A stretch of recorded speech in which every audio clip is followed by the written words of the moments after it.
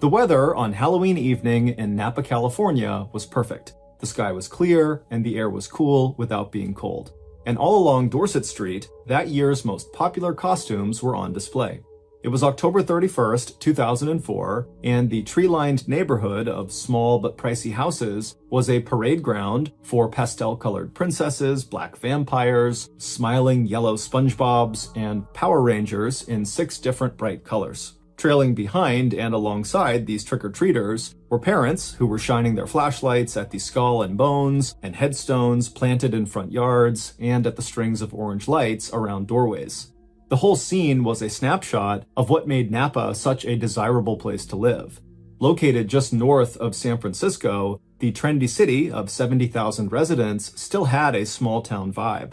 Spread out around it were miles of green hillsides, covered with the acres of grapevines that had made the Napa Valley the premier wine-producing region in the United States. And tucked inside of this agricultural wonderland, the city of Napa was both beautiful and safe. And on this particular Halloween night, if there was one house on Dorset Street that radiated that feeling of safety and warmth, it was number 2631. Barely 900 square feet in size, the olive green 1.5-story home with the white trim and the attached 2-car garage looked almost doll-sized. Hardly big enough for the 3 26-year-old women who had all moved in there together over the course of the last 9 months. 2 of those roommates, Leslie Mazzara and Adrienne Insania, had been busy all evening passing out big handfuls of candy. Their excitement about this first Halloween together in this little house could be heard loud and clear as they oohed and awed over the little visitors trooping past the effigy of a witch hanging from the outside porch ceiling to knock on the front door.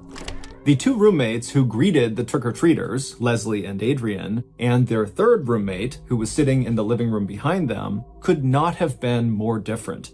Even before she got her degree in engineering, Adrienne had always loved building things. And in keeping with her hands-on and matter-of-fact approach to life, she had no problem telling people what was on her mind.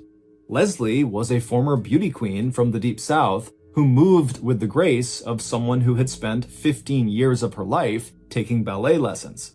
She also had so much natural charm and magnetism that the first time she had visited one of the most famous vineyards in Napa Valley, she had immediately been offered a job. 6 months later, and Leslie had been promoted twice to her current position as a sales coordinator at the winery named after the famous Hollywood film director Francis Ford Coppola. Even the children who were there to get candy seemed immediately taken with Leslie. From her always expertly applied makeup to her long southern drawl, Leslie had stood out from the crowd from the moment she had arrived in Napa just 6 months earlier. But the children weren't just seeing Leslie's striking green eyes and friendly smile. As one of Leslie's admirers had once said, when looking for words to describe Leslie's deeper beauty, it was like trying to describe a rainbow to someone who couldn't see. In contrast to Adrienne and Leslie's outgoing personalities, the 3rd roommate at 2631 Dorset Street, 26-year-old Lauren Minza, was the quietest and the neatest of the 3 women. As the volleyball coach of the local community college, Lauren had no trouble yelling out encouragement and instruction to her students, but when it came to any sort of social confrontation, Lauren held back and usually just let Adrienne do the talking. Of the 3 women, Lauren and Adrienne had been the first to move into this rented house on Dorset Street. After graduating from California's Polytechnic State University in 2001, Adrienne had returned to her childhood home in Napa Valley and almost immediately got hired in as an assistant engineer at the Napa Sanitation District. It was there at the Sanitation District that Adrienne had met the person who would become her best friend, a contract supervisor named Lily Prudhomme. Through Lily, Adrienne quickly became part of a new circle of friends. A year or so later, at the start of 2004, Adrienne had met Lauren for the first time at a volleyball class they both took at Napa Community College. And in February, when Lauren found the little house on Dorset Street, she had asked Adrienne to move in and share the rent. As for Lauren, her social life had taken off on the day Adrienne had arrived at 2631 Dorset. In typical Adrienne fashion, Lauren's new roommate did not arrive alone. Right behind Adrienne, carrying cartons and furniture, were Lily, and her boyfriend Eric, and another friend named Ben, all of whom helped Adrian and Lauren settle into their new home. In the space of that one day, Lauren had been welcomed into Adrian and Lily's circle. And by the time all the moving boxes were empty, the whole group of them had been laughing and talking over pizza and beer. Leslie, the last roommate to arrive at 2631 Dorset Street, had walked into their lives 4 months after that pizza party. Leslie had actually been living right next door to them for several weeks, and in passing conversations, Lauren had felt an instant connection to Leslie. Lauren liked Leslie's sense of fun, and even more, Leslie's genuine warmth and interest in other people. So when Leslie's roommates made plans to move out, Lauren and Adrian invited Leslie to move in with them. Before long, the upstairs bedroom across from Adrian's was filled with Leslie's clothes, perfume, and makeup. Leslie's arrival had definitely changed the dynamic at 2631, but in a fun way. While Adrian had arrived at the little house with a tight but small circle of close friends, Leslie arrived with an army, not just friends, but acquaintances and more male admirers than she could even count. And those were just the people Leslie knew in Napa. Her phone was filled with contacts from her life in Georgia and South Carolina, including ex-boyfriends who still made regular calls to Leslie, hoping to rekindle an old romance. But despite her busy social life and being involved with at least 2 different men at the same time, inside 2631, Leslie had respected her roommate's expectation of privacy. For the most part, if any of them wanted to spend the night with a boyfriend, they did it quietly and very infrequently, or they spent the night at the man's house. But that October, Leslie had started breaking that unspoken house rule, causing the first and only real conflict among the 3 roommates. 3 nights before Halloween, on October 28th, Leslie and one of her dates had made so much noise in Leslie's bedroom that Adrian and Lauren decided it was time to call a house meeting. Lauren had dreaded what she expected would turn into an awful confrontation, something she totally hated, but with her amazing charm and tact, Leslie had managed to diffuse the situation. Before the women even sat down together, Leslie sent both Lauren and Adrian an email apologizing for putting them in such an awkward situation and costing them most of one night's sleep. The roommates' ability to resolve the situation with some simple rules about having men over, rather than arguing or fighting about it, had felt like a win for all 3 women. And by Halloween day, everything felt right again with the world. The handyman that their landlord hired was outside working on the house, and that afternoon, Lauren spent a few hours out playing soccer and running errands. Meanwhile, Leslie and Adrian, all strain forgotten, were busy in the kitchen together, making Halloween-themed cupcakes and planning the next big holidays, Thanksgiving and Christmas. By around 9 p.m. on Halloween night, nearly all the adults and trick-or-treaters along Dorset Street had all gone home, and the front door light at 2631 had been turned off, leaving the witch and the little patch of pumpkins in the front yard in darkness. Inside the small green house, the empty bowls of candy had been put away, and the 3 roommates were all looking forward to a quiet Sunday evening before the start of a new work week. Adrian was the only one of the women who had plans to go out that night. As she got ready to go visit her boyfriend, Christian Lee, who lived only a few blocks away, Lauren and Leslie settled onto the couch to watch one of their favorite TV shows. At 9:30 p.m., Leslie got a call on her phone and headed upstairs, where she would get another 2 calls, this time from the father of one of her ex-boyfriends that she'd left behind in South Carolina. Looking at the 2 calls come in, Leslie sighed and let them go to voicemail. She'd listen to them later, or not at all. Suddenly tired, Leslie called a good night down to Lauren, and a few minutes later, Leslie was in bed. Meanwhile, Adrian's visit with Christian had ended in an argument. Adrian was ready for the 2 of them to make a serious commitment to one another, but Christian was not ready. As Adrian left Christian's a little after 10 p.m. and began heading home, all she could think about was Lily. Here, Adrian was wanting more from her partner, Christian, while 4 months ago, her best friend, Lily, had moved in the opposite direction with her partner, canceling or at least delaying her plans to marry Eric. Letting herself through the door of 2631 about a half hour later, Adrian reminded herself that love was just not easy. And after saying hello to Lauren and her dog Chloe, Adrian made her way up the stairs to her bedroom, directly across the tiny landing from Leslie's bedroom. By 11 p.m., Lauren and Chloe were also tucked in for the night in Lauren's downstairs bedroom. Just a few minutes before, after letting Chloe outside in the backyard one final time, Lauren had done what the last person to bed always did.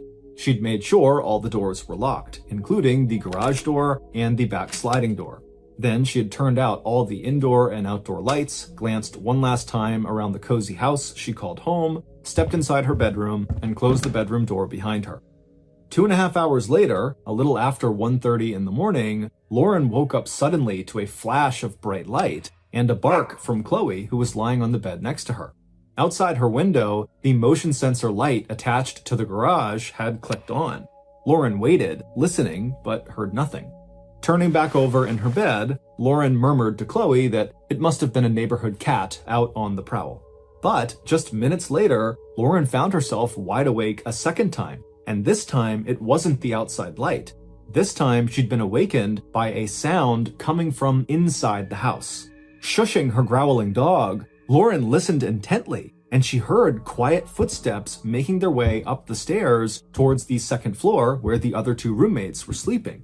Lauren's first thought was that Leslie must have broken their new house rule and invited a man over to spend the night, and that was him kind of sneaking into the house to be with her. Annoyed, Lauren did her best to quiet Chloe and go back to sleep.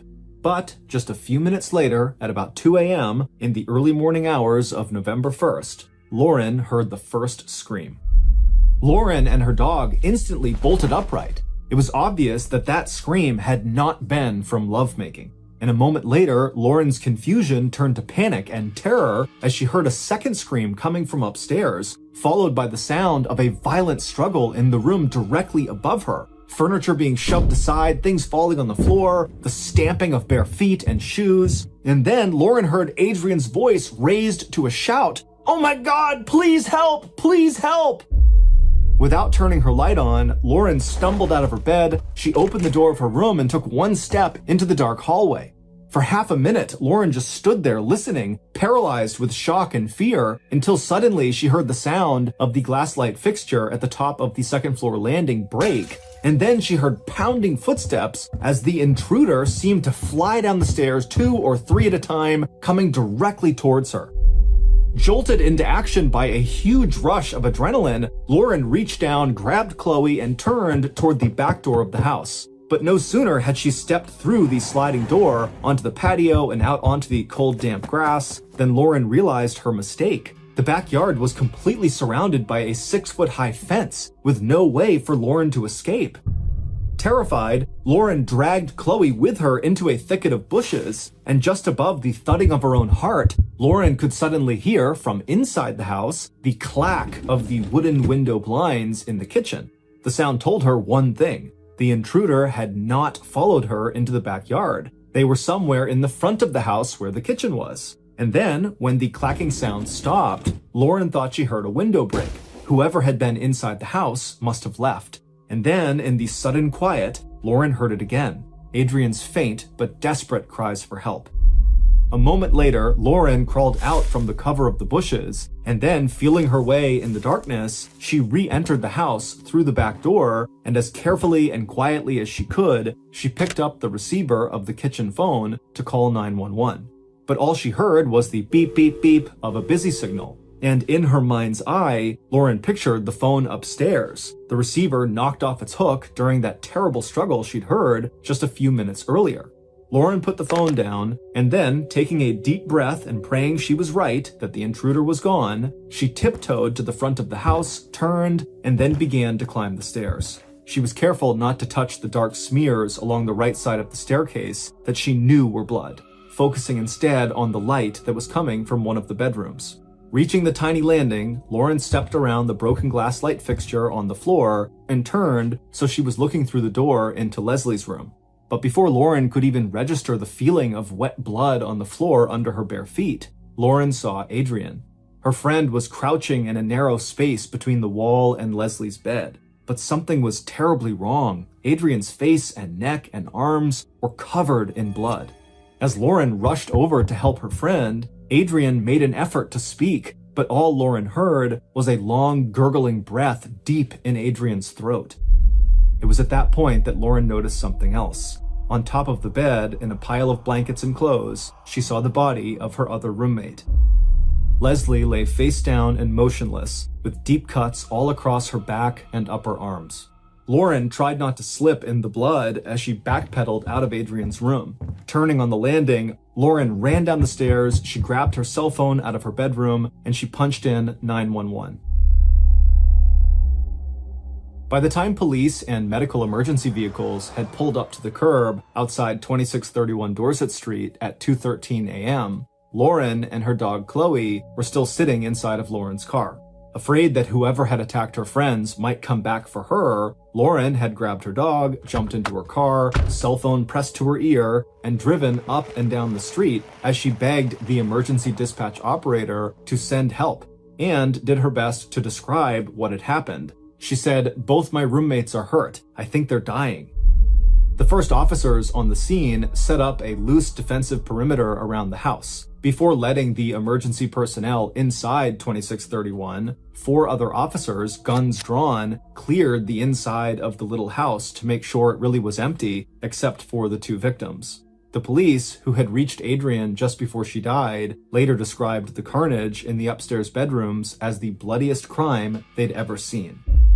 Meanwhile, wrapped in a blanket and standing outside the house, Lauren told an officer trained in questioning victims of trauma all that she could remember about the attack, from the moment the light flicked on in the backyard to the calls she had just made to 911 operators.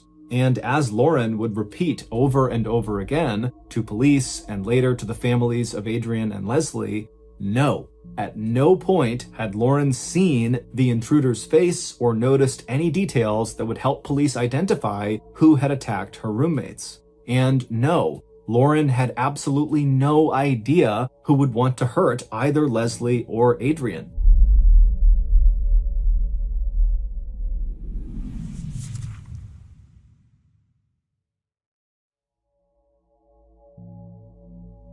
By 2:30 a.m. on November 1st, the little house on Dorset Street, surrounded by yellow crime scene tape, was lit up in the glow of portable floodlights. Most crime scenes yield maybe 2 to 3 pieces of physical evidence, but over the next 2 days, the crime scene techs, who were now combing the inside and outside of 2631, would collect a whopping 71 pieces of evidence. Meanwhile, as small groups of neighbors began to gather together in the street, whispering to each other and calling out questions to the police, Napa Police Detective Todd Schulman was already giving the orders that would get the investigation going.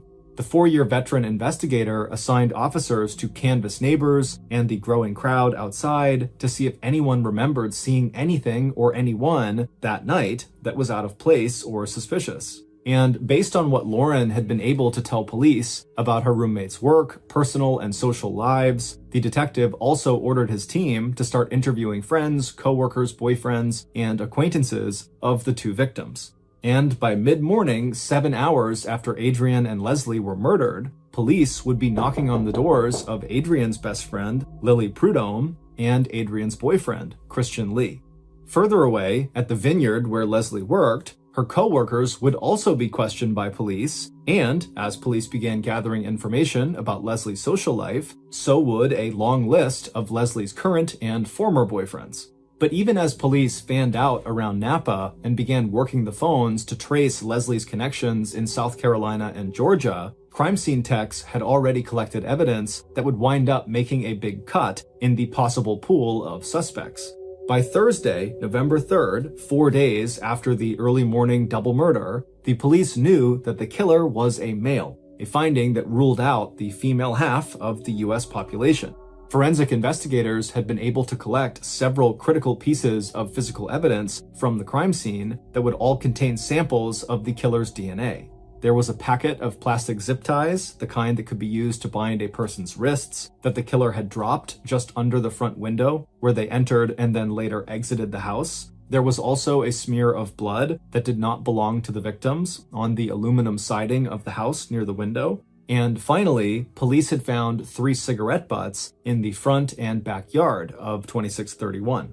DNA from all 3 pieces of evidence was identical, and it showed, without a doubt, that the killer was a man.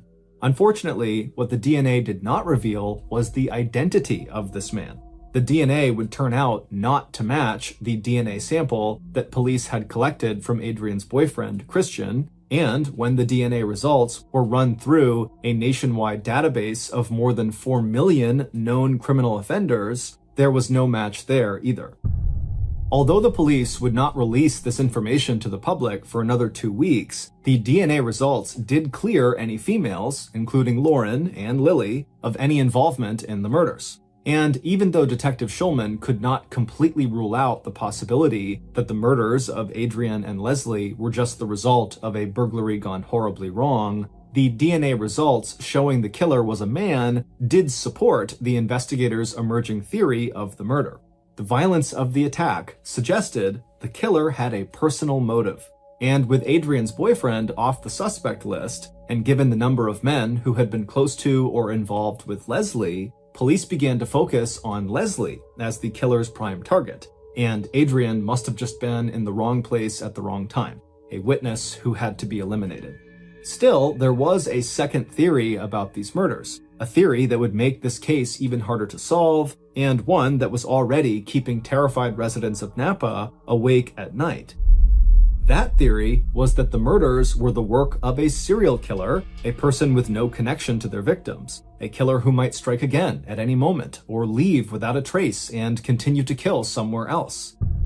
Within days of the murders, local security companies saw an uptick in the number of people in Napa County requesting the installation of alarm systems. And by November 9th, the day of Adrian's funeral, the 350 mourners who watched a video showing Adrian's progression through life from childhood to engineer were talking to one another in hushed whispers about a killer who could be lurking in every backyard. One day later, on Wednesday, November 10th, the city of Napa offered a $100,000 reward, money collected from local businesses, for information leading to the arrest and conviction of whoever had killed Adrian and Leslie. But despite the size of that reward, and despite the long list of potential suspects in the murder, most of them connected in some way to Leslie Mazzara, as November 2004 came to a close, police had still not made any arrests. And by December 2nd, 1 month after the Halloween night murders, Napa's police commander was offering a very sobering update on the investigation. So far, progress had consisted of what police figured out had not happened at 2631 Dorset Street. Investigators had ruled out domestic violence. They had also ruled out any gang-related connections to the murder, a lead that popped up when they found out that Leslie's father was serving back-to-back life sentences in Florida for his role in a murder conspiracy. Adrian's boyfriend, Christian, had also been ruled out as a suspect, along with that father of one of Leslie's ex-boyfriends who had called Leslie twice the night before she was killed, and the handyman who had been working on the roommate's house on Halloween day. But according to the commander, the lack of progress had nothing to do with a lack of effort on the part of law enforcement. In the days after the murders, several other high-profile agencies had joined forces with the Napa police. Those included a response team from the Federal Bureau of Investigation, the Napa County Major Crime Investigations Team, the California Department of Justice, and a handful of recently retired local detectives who had been rehired to help investigate this case. And behind the scenes, police had collected DNA swabs from almost 200 men who had some connection with the victims, and investigators had conducted nearly 1,000 interviews across 8 different states. Still, it just wasn't enough. Standing up in front of a packed press conference, the commander of the Napa Police Department told the public that 1 month after the murder, law enforcement had nothing to indicate that they were going to solve this case, quote, today, tomorrow, or next week, end quote. And if anything, that prediction turned out to be a very big understatement. Because over the next 10 months, the only breakthrough on the case was the use of a new DNA analysis tool that allowed police to further narrow down their suspect pool. In addition to knowing that the murderer was male, police now knew with good certainty that he was also of Northern European descent with possibly blonde hair and blue or green eyes. But while this ruled out suspects of color, it wasn't enough of a break to lead police to their killer. In the meantime, as the investigation dragged on, friends of Adrian and Leslie tried very hard to keep the memory of these two women alive and to move forward with their own lives. In between candlelight vigils, fundraisers, and interviews with the media about Adrian and Leslie, there was only one bright spot. Inviting their friends and Adrian's family to join them, Lily and Eric got married in a celebration of life service at the Big White Episcopal Church on 3rd Street in Napa. It would not be until the fall of 2005, almost a year after Adrian and Leslie were murdered, that investigators finally got the break they needed to solve these so-called Halloween homicides. After basically running out of options for kickstarting an investigation that had ground to a halt, the Napa Police Department had decided to go public with one of the details in the case that they had been keeping a secret. Holding back evidence is a common practice in investigations. Investigators like to use undisclosed information to help confirm whether a suspect actually knows details about the crime that have not been made public. It also helps police rule out false confessions. In this case, the detail related to the cigarette butts that had been picked up by crime scene techs in the front and backyards of 2631 Dorset Street early on the morning of the murders. In August 2005, 9 months after those cigarette butts were collected and tested for DNA, further analysis had revealed that the cigarettes themselves, Camel Turkish Golds, were very unusual. Not only did the cigarettes have distinctive markings around the filter, they had only been on the market for 14 months, and they were only sold in Napa by a handful of stores. A month later, on September 21st, in a last-ditch effort to jog the memory of anyone who might know a smoker of Turkish Gold cigarettes, Detective Schulman released the name and description of the cigarettes to the local media, calling the information an important new piece of evidence in the Halloween murders.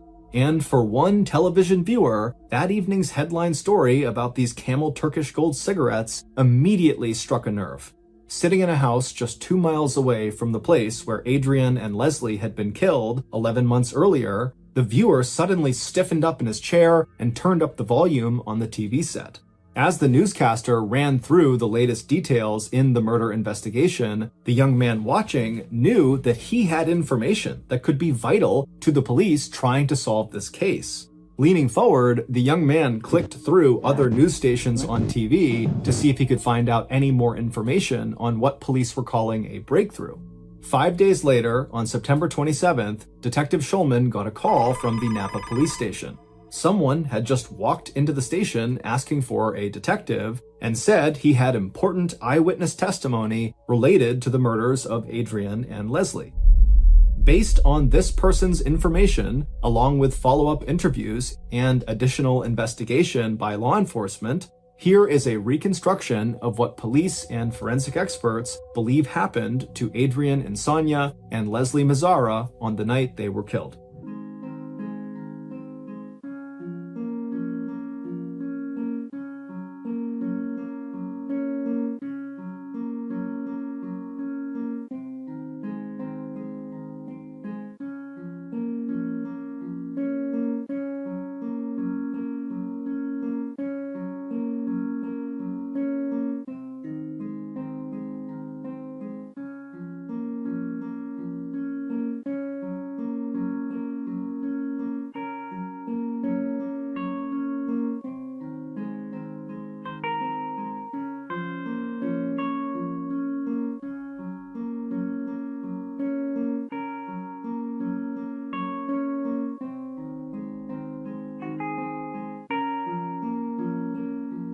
For the killer, Sunday, October 31st, 2004, was a day of terrible disappointment.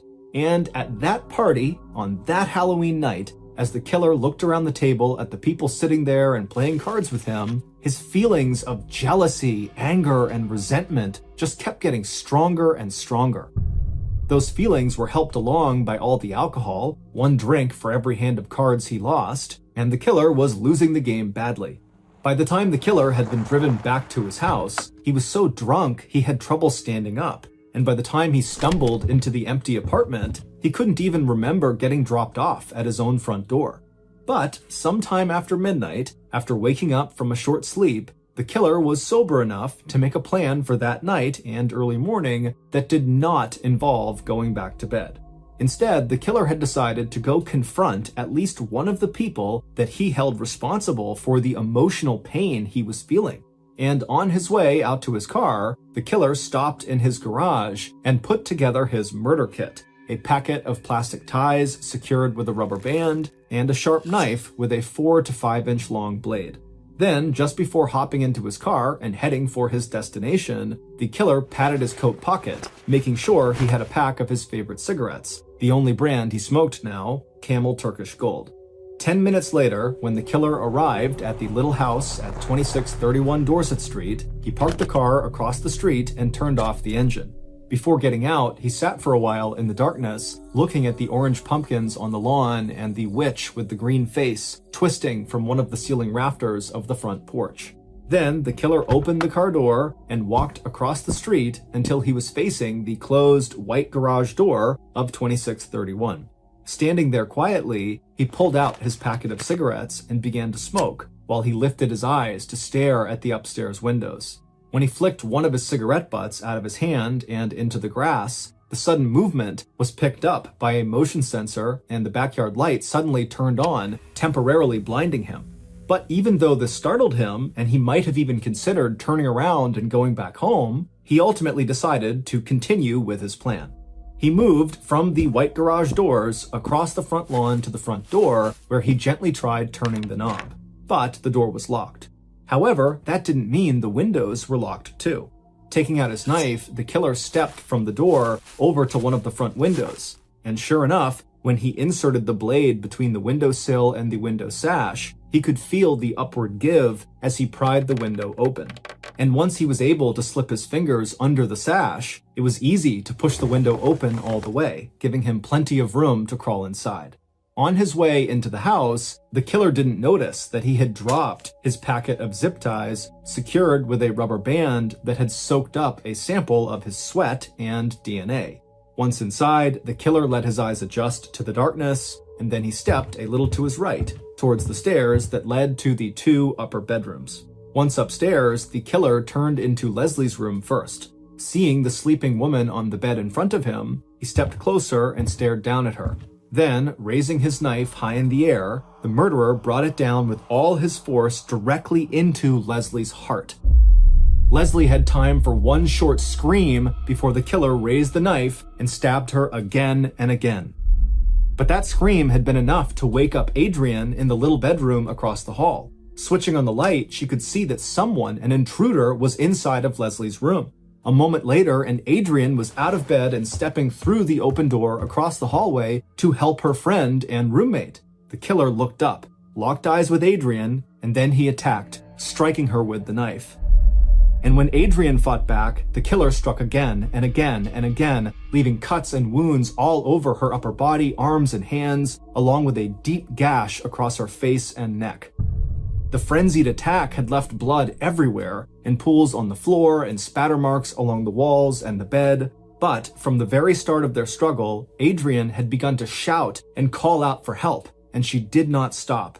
And even as Adrian began to bleed out, her cries were so loud that the killer panicked. Running out of the bedroom, he turned on the landing, smashed the glass light fixture on the wall before pounding down the steps, taking them 2 and 3 at a time, leaving streaks of bright red blood where his fingers had touched the wall. Once he reached the bottom of the stairs, the killer raced for the front window, causing the wooden blinds to clatter as he jimmied himself through the opening and back out onto the front porch. This time, the smear of blood he left on the exterior aluminum siding was his own. At some point, he had cut himself, leaving a clear DNA marker alongside the window. A moment later, the killer had reached his car, yanked open the driver's side door, thrown the bloody knife onto the back seat, and headed for the freeway that would take him home. It's believed the killer either didn't know Lauren was still there at the property, or he simply was too panicked from all the screaming and chaos happening upstairs that he did not want to stick around any longer. Either way, Lauren was ultimately spared. Back at his apartment, the killer stripped off his blood-stained clothes and took them out to the backyard. Building a fire in the fire pit, he fed the clothes and his shoes into the bright orange flames. Later that same morning, when Lily Prudhomme heard the news that Leslie and Lily's own best friend Adrian had been murdered, Lily was absolutely heartbroken. And the one person who was there right from the start to help her cope with this terrible loss was her boyfriend and killer, Eric Koppel. It would turn out that Eric Koppel had been devastated when Lily had called off their wedding back in August of 2004. He knew he had a drinking problem, and he knew he suffered from deep depression, but to Eric, Lily was the most important person in his life, and he could not imagine living without her. Despite canceling their wedding, the two of them were still living together, and on Halloween, the two of them had gone to a party together, where Eric would start playing a drinking card game. But the more Eric drank at that party, the more he kept thinking that October 31st was just hours away from the day, November 1st, 2004, that should have been his wedding day. And instead of getting married to Eric, Lily had planned to spend what would have been their honeymoon on a trip not with him, but with her best friend Adrian, one of the people, Eric was sure of this, who had probably told Lily that she could do much better than Eric. But it wasn't until Eric had made one final plea that night, asking Lily again to marry him and set a new date for their wedding, that Eric's bitterness overflowed. Lily, angry at how intoxicated Eric was, said no to his marriage proposal, and when she drove him home that night, she didn't stay with him at their apartment. Instead, she went to her parents' house.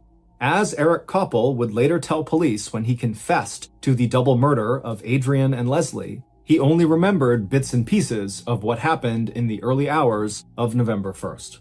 He would never say exactly why he had killed the two women, and his own story of how he had committed the murders was different from the reconstruction police had put together based on forensic evidence and the autopsy reports on Leslie and Adrian. According to Eric, he had gone first to Adrian's room to lie down and sleep on a pile of blankets at the foot of her bed. When Adrian woke up, turned on the light, and saw Eric, he attacked her to keep her from crying out. And then, forgetting exactly how or why, Eric told police he had gone into Leslie's room and stabbed her too before running down the stairs and leaving by the front window.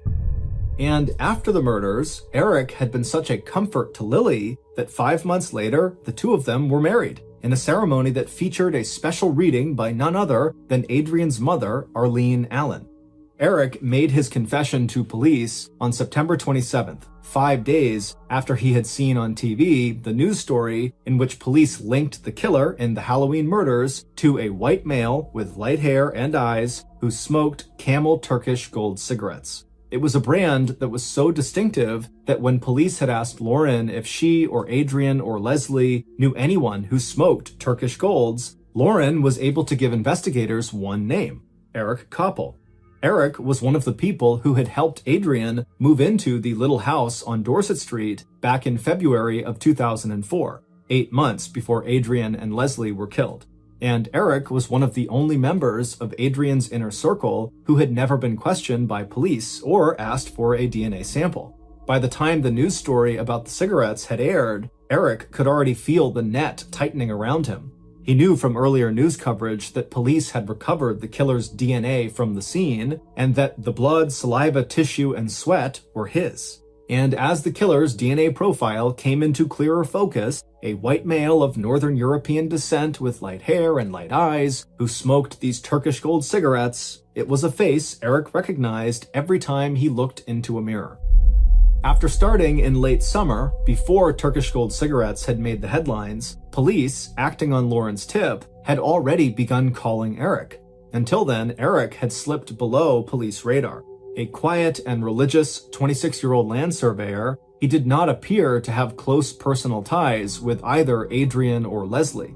And while police collected 218 DNA samples from men known to be among the victim's circle of friends and acquaintances, they did not collect any samples from Eric.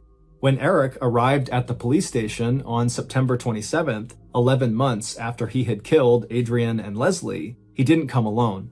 After seeing the TV news story about the Turkish Gold cigarettes, Eric apparently wrote suicide letters to his family.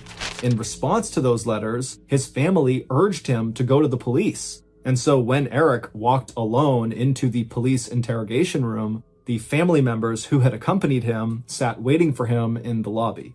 Despite the differences between the police reconstruction of the crime and the story that Eric told them, Eric Koppel was immediately arrested and charged with first-degree murder in the deaths of Adrian Insania and Leslie Mazzara. Police were very skeptical that Eric could be sober enough to plan and carry out 2 murders, stand outside his victim's house smoking cigarettes, and later destroy evidence of his crime, but also be so drunk that he was unable to remember actually stabbing and killing his victims, and unable to recall what he had done with the murder weapon, which was never found.